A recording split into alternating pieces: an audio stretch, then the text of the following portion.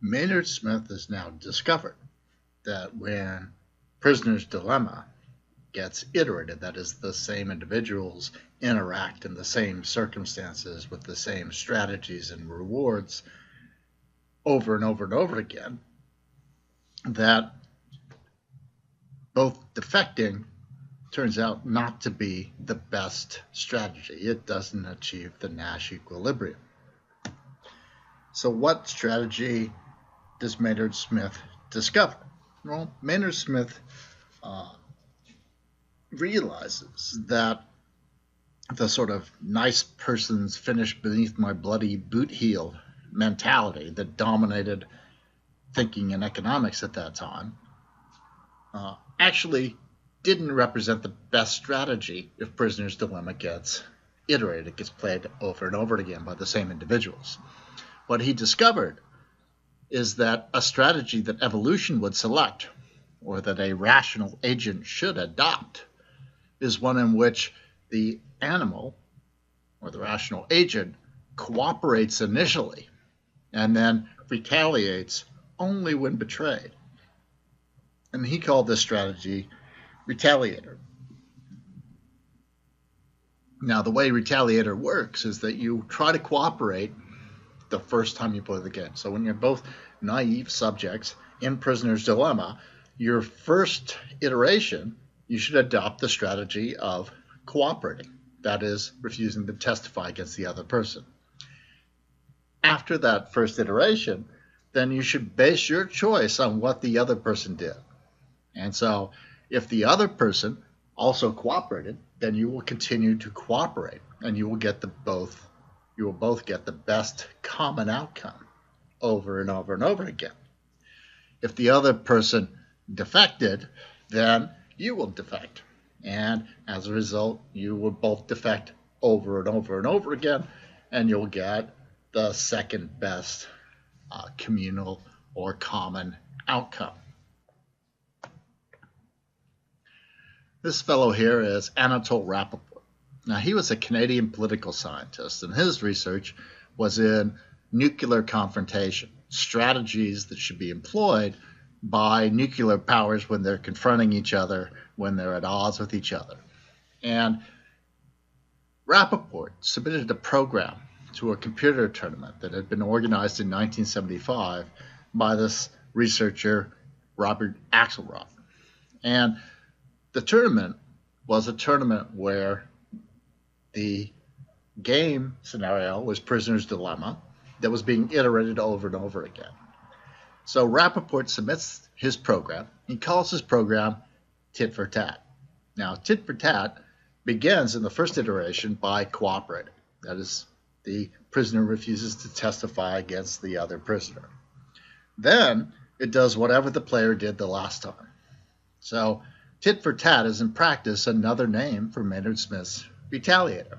And what emerged in this tournament was that Tit for Tat was the program that was the most successful. When players adopted the Tit for Tat strategy, they would achieve a Nash equilibrium. So that's how things developed in game theory, economics, nuclear confrontation. How they discovered that if you're a rational agent trying to maximize your own subjective utility, that is, make the choices that are most likely to give you the best outcomes, how by looking at cases, very simple cases, where self-interest and common interest are at least partially in conflict, you discover that it's in your own rational interest, if you're playing or engaging in interactions with the same individual multiple times, to cooperate in this conditional fashion that is described by Tit for Tat. What about in the animal world? Remember, Maynard Smith suggested that biology would likely select animals that tended to adopt the same strategies in their interactive behaviors with other animals. So biologists started going out and looking for those cases. And sure enough, this guy here, Gerald Wilkinson, showed that vampire bats engage in tit-for-tat interactions with one another. Specifically, what he showed was that female vampire bats who roost together, and in general, females will roost together in groups of about 12. And those groups are usually composed of several matrilines. Matriline will be like a grandmother, a mother, and her pups. And females within a matriline are going to be related to one another. But females within different matrilines aren't necessarily related to each other at all. Right? And so there'll be multiple matrilines. There'll be related females, and there'll be females that aren't related to each other within these groups. Now, believe it or not, if you're a vampire bat, you're not usually successful when you go out and hunt. Turns out they don't always get a blood meal, and it's a pretty precarious situation. They can't go too long without getting a blood meal. So if a female returns to her roost without having found food, what she'll do is solicit food by licking a roost mate, one of this other group, under her wing or on the lips. And if the roost mate has found food, then that roost mate will regurgitate part of her blood meal into the mouth of the soliciting female. So female vampire bats then engage in this cooperative behavior. Now, this cooperative behavior is limited. Female bats do not share food with strangers.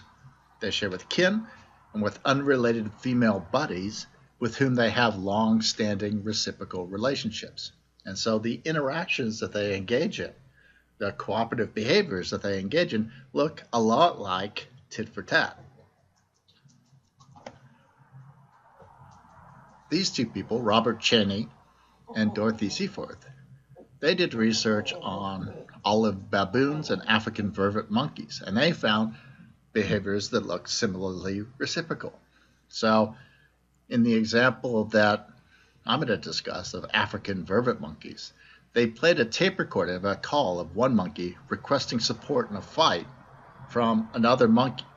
And what they discovered is that another monkey will respond to those tape recorded calls for help much more readily if the caller, the monkey that was recorded, had helped the person, or not the person, but the monkey who is going to hear it and possibly respond, if that caller had helped the responder sometime in the past.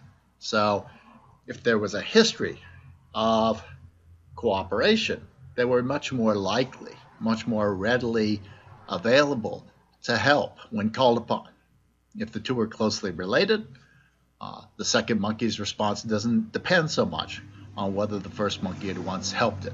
So familiar relationships turn out to be a basis for cooperation, but history of cooperative engagement in the past also results in cooperation of African vervet monkeys.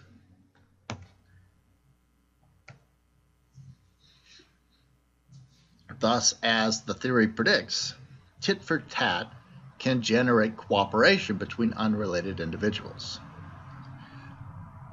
But we don't see behavior that we describe using tit for tat in all cases of cooperative behavior. So, for example, babies will take their mother's beneficence for granted, and they don't have to buy it with active kindness. They don't have to reciprocate.